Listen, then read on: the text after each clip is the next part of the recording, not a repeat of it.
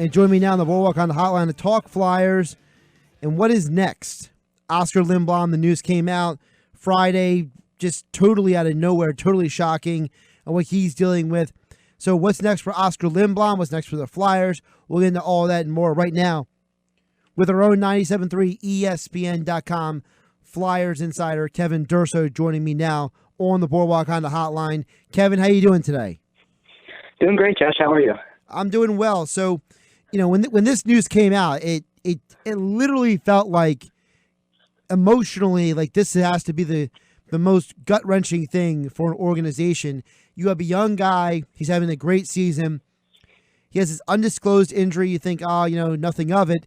And then the news comes out Friday afternoon that he's been diagnosed with Ewing sarcoma, a form of bone cancer, and he's going to be out for the rest of the season.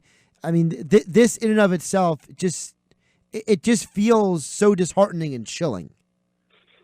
Yeah, for sure. And the first thing you think about when you hear this is it goes so far beyond the game of hockey at this point. You're talking about a young man who's just an incredible person, always smiling, always seems to just be loving life. And he's got to go through this ordeal now and fight this battle that you would never expect. You just wouldn't expect this news to come out like this. First things first, I put it out there on Twitter yesterday. My thoughts and prayers are with him. I'm sure all of us are feeling the same way. We just are, trying to get behind this great person first and foremost. And you put hockey to the side for a few moments for sure, and just focus most importantly on the fact that this is going to be a battle for him. But as I wrote this morning, this is a guy who's had so much to fight for through his entire career. He was not a highly touted prospect out of the draft. He was a fifth-round pick. He really had to work for everything, and if there's anybody who's got the spirit to fight this, it's certainly Oskar Lindblom. So what is next, though, for Oskar in his battle? I assume that he's going to be getting a lot of tests and a lot of treatment ASAP, correct?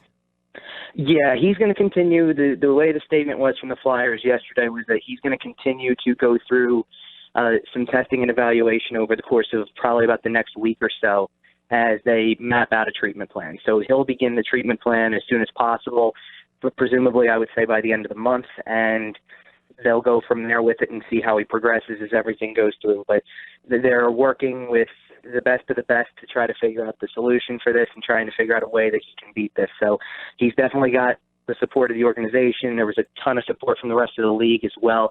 A lot of players, between players from rival teams, players from his country of Sweden that are sharing kind thoughts and support for him as well. So he's definitely got a whole wave of support behind him through this. So it is not to be callous, but the hockey still goes on. The Flyers got to play tonight. So where do they go from here? How do they try to fill the void of a guy who's been one of their best goal scorers this season? Sure. Certainly after a certain point, once you kind of deal with the shock of the news and everything like that, this team has to go on and play and continue to play games. And not only that, but they need to go and play for him as well. And moving forward, it's going to be interesting to see how they kind of try to fill the void with it. They obviously had to shuffle the lines up on Wednesday against Colorado when there was no idea really what this was going to be. It was just an undisclosed injury at the time. You're thinking some form of an upper body injury, perhaps the undisclosed nature of it made it another concussion, just like Travis Konechny's going through. And basically they tried to bring as many of the top players into that top group as they could. James Van Riemsdyk was back in the top 9. You have the young players, Joel Farabee and Morgan Frost, filling big top 9 roles as well. I certainly don't expect to see them drop out of that rotation by any stretch. I think a lot is going to fall on these young players to continue to try to be what they've been so far this year. Obviously, I think the goal for those two in particular would be to try to be more productive from a goal-scoring standpoint, because it hasn't really completely been there for them yet. But obviously, there's an opportunity here for them to step into a really big role in the same way that Oskar Lindblom did. Oskar Lindblom was getting that significant time and embraced it and ran with the opportunity. For somebody on this team, it's going to be an opportunity to take on a major role and to become one of the top players on this team potentially. So I think that those two kids in particular, but also this is a great chance for James Van Riemsdyk as a veteran as well, who hasn't really been able to stick to the top 9 in certain situations. I think he falls back into place now. And this is a great chance for him at 5-on-5 to be able to try to build some numbers as well. How could this also impact the Flyers do at the trade deadline? I think that, if Lindblom was healthy and still in the lineup, that, maybe you don't take as close a look at the forward position, going into the trade deadline, whereas you might now.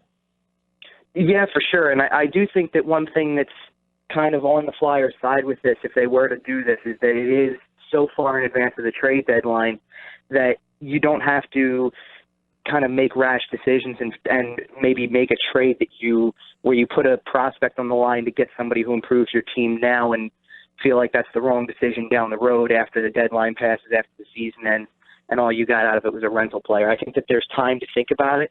I do think that they like what the organization has to offer at the moment. They like the depth within the organization. I certainly think there's room for that to improve. And you can certainly get better now with a trade down the road. But I think for right now, they're going to try to see what they have currently on the roster. They're going to give some people an opportunity to stick and go from there. So for right now, I don't see anything coming anytime soon. I think they'll kind of ride this out into the new year. And then as the new year hits, I think depending on how they finish off December as well, they're off to a really good start. And it's put them in a position to definitely be a contender for the playoffs as the season progresses. So as that deadline starts to become a much closer thing, that's when I could see them start to get interested in trying to make a deal with somebody if it comes down to maybe being a make-or-break situation to get into the playoffs and to be possibly one of the top 3 teams in the Metropolitan Division as well. Kevin Durso joined us at Boardwalk on the hotline on 97.3 ESPN. Flyers play the Wild tonight. Coverage begins at 7 o'clock here on 97.3 ESPN. Now, I preface this by saying that, unlike guys like yourself who covers the team every day, or someone like Hunter who played hockey at the professional level, I don't profess to be an expert on hockey. But I do profess to be a guy who loves watching Carter Hart. And I ask you, is there a bigger reason why Brian Elliott has been getting so much playing time, aside from the fact that he hasn't played horrible? And I get it. A lot of times in hockey today, you're rotating goaltenders, but, maybe I'm a little bit of an old person in my thinking, but, I remember when, Marty Brodeur and Ed Belfour and Patrick Waugh and Dominic Hasek, they were young guys, and the teams just kind of left them out there to all right, well, figure it out, kid. And those guys developed into, pretty good goaltenders. I'm not saying that you have to do the exact same thing with Carter Hart, but it's a letdown for me as a hockey fan and as a Flyers fan when I don't see Carter Hart out there, and I feel like that Brian Elliott is just kind of taking up space sometimes. And I can understand where the thought process for that comes from. I think people are beyond excited for the fact that Carter Hart plays the way that he does. Even in a game where they don't win on on Wednesday, he makes an absolutely incredible save on an all-star like Mikko Rantanen, and that's the type of thing you expect to see on highlight reels beyond this year. It's going to go on for longer than that. You think back to the very beginning of the year, the save he makes on Taylor Hall. Those are saves that everybody gets excited about, and you think about how he's just 21 years old. You certainly want to see him as much as possible. A term that kind of comes up every now and then on the hockey side, it's been talked about a lot more lately than it has before, maybe because of the involvement it has in the other major sports. And it's not something that gets discussed a whole lot or kind of gets beyond the point of mentioning, is load management. And I don't think that there's much room for load management in hockey because you really need the involvement of all 18 skaters you have on the ice that night. But when it comes to goaltending, I think it is something that a lot of teams look into, and they try to be mindful of how often they're using their goalies. It's really a thing of the past to see a guy the way Marty Brodeur was used, where the guy goes 65, 70 games in a season. It's becoming more and more rare. Every team in the league anymore seems to have a guy who they can turn to that'll probably be their big game starter, and then another who is capable of stepping in and playing probably about 30 to 35 times a year. So it's really gone are the days of having that one go-to guy. And I think of a team like the New York Islanders, who have legitimately rotated goalies alternating pretty much every game. There's really hasn't been a series of back-to-back games where the Islanders have started the same goalie. all year. And that's something that is really kind of unheard of when you think about it, that this is a contending team. You would think that a team that is in contention wouldn't have two goalies that they felt that comfortable with rotating game after game. But that's the way that they do things. And a lot of teams are adopting something similar where it's having two guys in place and trying to maintain that top goalie so he's fresher for when the most important games come around. I do think you'll start to see much more of Carter Hart in regularity when the season hits the critical point. I think right now it's just a matter of keeping him as fresh as possible for when they get into crunch time, and it's mid-February through March. March is going to be a grueling schedule for the Flyers too, so you'll still see Brian Elliott at times, but I think you're going to see a lot of Carter Hart that month as they try to make a push for the playoffs. Okay, I mean that makes sense. I feel like when I see Hart out there for 20 games, Elliott out there for 15, it just feels like that split could be a little bit larger of a gap. And when you explain it that way, I'm willing to accept. Doesn't mean I like it, Kevin. It's just like I said. Like I feel like, and again, maybe I'm an old person. I think this way. I just feel like guys don't get better if they're not playing. And for me, I just want to see Hart out there more. But if you're telling me he's going to be out there more January, February, March, then I can understand that. Another part of it, too, is that, when Carter Hart kind of had a little bit of a rough spot in the middle of, late October, early November, if you've got to lean on a second guy who can get you the points that you need to maintain that in the standings, you'll do it. So they let Carter Hart kind of go through that period. Maybe you don't play him in a couple of games, so you allow him to get his mind straight for the next time he's out there. And when he does, then you're willing to roll with him again. So that's another reason why Brian Elliott's been in as many games as he has. They've also got a lot of back-to-backs over the year, and it can be demanding, at least early on in his career, to sit there and expect a 21-year-old Carter Hart to be able to be that sharp every single time out there. I don't think in his mind he doubts it, and I don't see any reason why anybody should doubt that he's capable of doing it. But it's just a matter of trying to make sure he doesn't get too overwhelmed with the workload so early in his career. And I think they'll build up to that at some point down the road. But for right now, I think they've got a really good formula going with rotation between Hart and Elliott. Speaking of good formula, the Flyers have a very good home record this year. 10-2-4. It's actually a better record than the Capitals, who are currently leading the Eastern Conference. What has been the key for the Flyers this year playing so well at home? I think that really it's the same keys that would end up working on the road as well, honestly. It's just sometimes it doesn't work out that way, but they're getting such good defensive play in front of the goaltending this year in a lot of situations. There's still certainly areas where they have their breakdowns, and it's not looking good at times. But I think the addition of Matt Niskanen has been so calming for somebody like Ivan Provorov. It really has transformed Provorov's game even more. So that pairing has been just excellent throughout the whole season.